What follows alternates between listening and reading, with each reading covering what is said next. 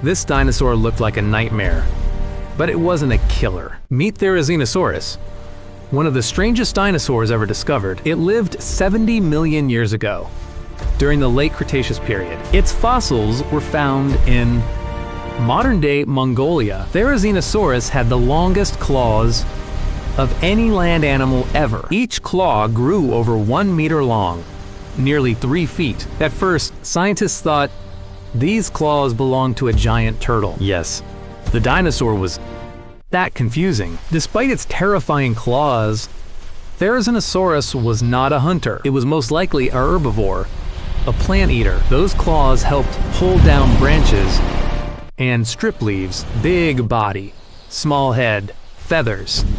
Looking deadly doesn't mean being deadly.